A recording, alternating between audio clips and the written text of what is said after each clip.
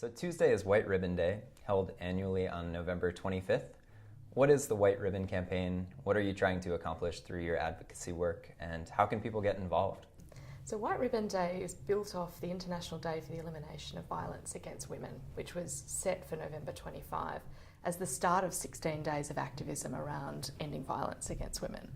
And the White Ribbon Campaign started in Canada, and it was a movement to try and engage men in ending violence against women. Essentially to say, as the vast majority of perpetrators of violence against women, we need men to stand up and actually change the way that behaviours occur in our society, change some of the attitudes that we hold towards women, and really put their voices out there into the community. But most importantly, it's a day for individuals to make commitments. And so there's opportunities at the country level to sign up to websites where the White Ribbon Campaign exists. And globally, UN Women has launched a campaign called He for She, and we're asking men to put their name behind a global movement of men committed to gender equality. Great. And you have some broader goals in mind as well. You're looking to get this issue more firmly placed on the post-2015 development agenda, is that right? Absolutely. I think at one level violence against women was the kind of forgotten MDG, and even under the gender equality goal we didn't see targets focusing on the elimination of violence against women. So we will be absolutely speaking to governments, me to the Australian government, and hopefully lots of other activists talking to their governments about the importance of ensuring that violence against women is very visible in the Sustainable Development Agenda. What would those targets look like? What kinds of things do you have in mind for a specific goal?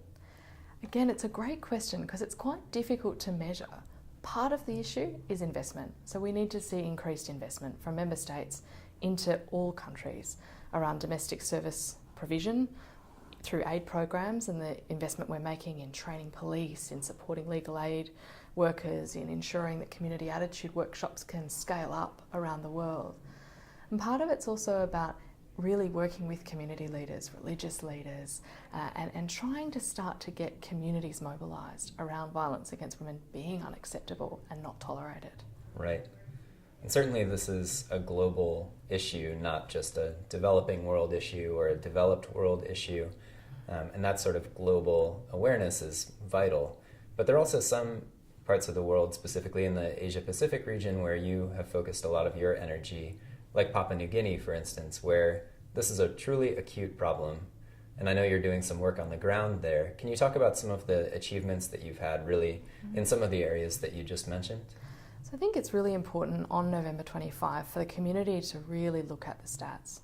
1 in 3 women will experience violence in her lifetime. It's just a shocking statistic.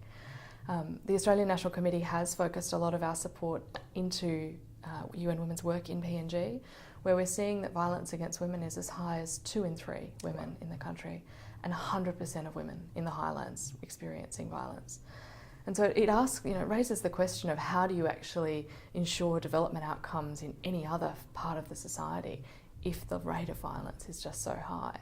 So UN Women is doing some incredible work there to both work at the grassroots level to shift community attitudes and to raise awareness about why violence against women is such an important issue to solve, and why not just the societal benefits of eliminating violence but the economic and political benefits as well.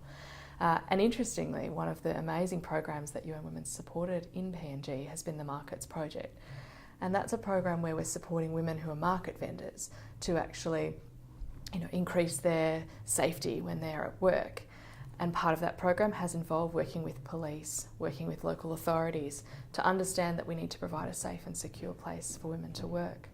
The next phase of that program is ensuring that women can get to work safely. And so just in the last couple of months, UN Women's launched a campaign to raise funds for a bus system, which is essentially going to provide a safe way for women to get to work with their children, because we were finding that women were stepping out of work because they couldn't actually get there without being physically attacked.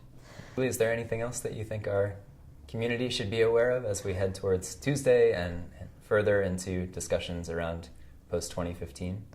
I just hope we can really use November 25 this year to come together with one voice and say to our governments, but also to our communities, violence against women is unacceptable and it is not inevitable. We actually can choose and we can live in a world where violence doesn't occur. And so it's a day to remember the work that's been done. It's a day to be shocked by the statistics that remain, and it's a day to commit to advancing gender equality around the world.